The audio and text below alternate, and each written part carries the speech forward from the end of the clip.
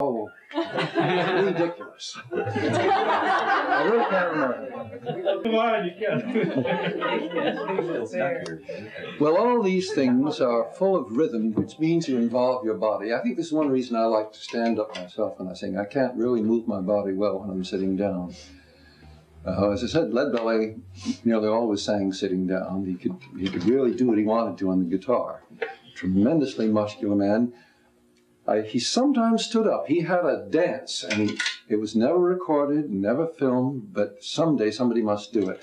He said, went out duck hunting, and he tells a whole story about, he used a guitar, but and there comes a duck, and he'd do a little dance, and there comes a, and his body, he was a very rhythmic, muscular, graceful man, and he do some of these. There was one other thing he did standing up. He'd imitate about 5 different women of Shreveport, and he'd do a little buck and wing, double shuffle, and the old woman coming into town like this, and the little farm girl coming in town for the first time to see the sights with her eyes wide open, and all the high society lady, the prostitute, all different people, and each time he had a little buck and wing.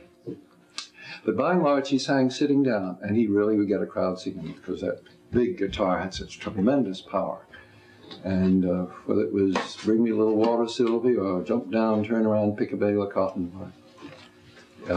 he did most of his singing sitting there. But I find standing better for me. I can move my body and I can reach out and use my arms and everything else because sometimes it takes main force to keep everybody together. And one of the questions was, what do you do when you have such a huge crowd they won't stay together? There's not much you can do. I once tried to sing Tzenat Sena in Tel Aviv before about 20,000 people, and Tzenat Sena, the claps came back to the It was hopeless. And sometimes in a very echoey auditorium, a gymnasium or something, you just cannot, a fast song won't do, so try a slow song. That's where a slow song like We Shall Overcome is great. Now, get that slow rock. Yes. So I was wondering if you have any recommendations. Rhythm is my very weak point, and I have a really hard time when I'm trying to get across a song to an audience, and I keep losing the rhythm. Do you have any recommendations how a person can get a better grasp on some of the more difficult rhythms? Well, I'd say play with other musicians and practice.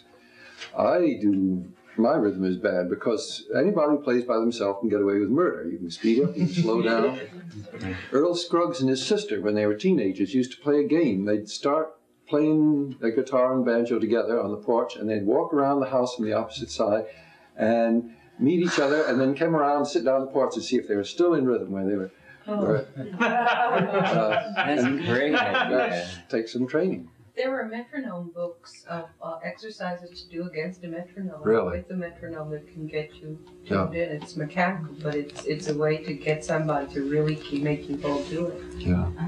Another way is to sing with the gospel choir. Yeah. Yeah, I bet. You have a standard set of songs that you do, like last night at Stanford. And I was wondering, do some of the songs just get to where they really bore you, even though they... This is a tendency, and if I don't watch out, I have to either stop singing them for a while, or else sing them better. Mm-hmm. And but if you're starting getting bored with it, other people are going to start getting bored with it. So it's better to stop it. Faith mentioned that it was an important point to you and some other people to rotate your songs every 6 months or something. Well, I find almost every year I'm doing a slightly different program. I learn a new song, and if it works, I try out new songs almost every month. I used to much more than I do now. I guess more like every 3 months now. And if it works, I'll sing it. Like that song I sung last night, Give Me That Old Time Religion. Somebody showed up to the Sloop Club and started singing it, and it was fun.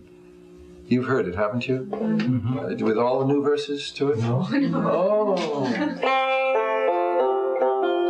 Give me that old time religion. religion, give me that old time religion, give me that old time religion. It's good enough for me. We will pray with Aphrodite. We'll pray with Aphrodite. She wears that see-through nightie, and it's good enough for me. Give me that old time religion. Give me that old time religion. Give me that old time religion. It's good enough for me. We will pray with those Egyptians, build pyramids to put our crypts in, cover subways with inscriptions, and it's good enough for me. Oh, give me that old time religion. Give me that old time religion. Give me that old time religion. It's good enough for me. We will pray with Zarathustra. We'll pray just like we used to. I'm a Zarathustra booster, and it's good enough for me.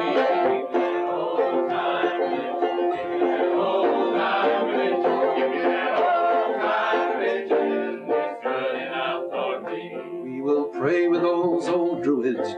They drink the fermented fluids, waltzing naked through the woods. And it's good enough for me. Give me that old time religion. Give me that old time religion. Give me that old time religion. It's good enough for me. And you can make up as many verses as you want. There's hundreds of them already. But I made up one to end off.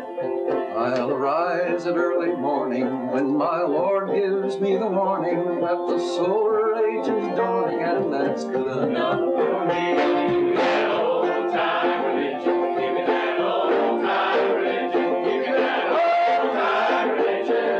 It's good enough for me. Well, it's fun to sing some new songs regularly, and I figure if I don't enjoy it, nobody else is going to enjoy it. I suppose in the long run, this is getting down to what you're talking to, Joachim. I figure if I'm enjoying myself, and if I mean what I say, whether I'm serious or humorous, whatever it is, it will get across to people, and they'll come in. But if I'm trying to fake it, it won't work.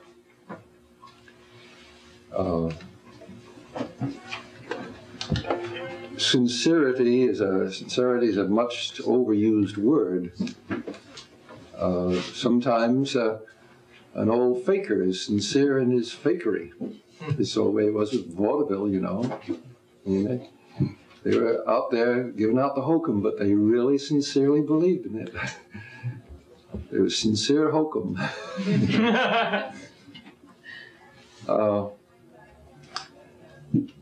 I don't know how much we're let me stick with rhythm for a moment. I think one of the most fun group songs I've done in recent years is the women's version of The Old Woman Who Swallowed a Fly. Meredith Tax wrote it in Boston way back 10 or 11 years ago, and it's published in a little underground newspaper called The Old Mole, M-O-L-E. And she had a whole page where she'd written new words to well-known melodies. And I latched onto it. I think I shortened it very slightly, but it's still a lot of fun. It has all the barbershop harmony type. There was a young woman who swallowed a lie.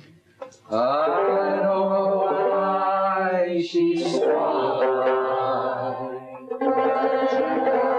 She'll die. I teach the perhaps she'll die.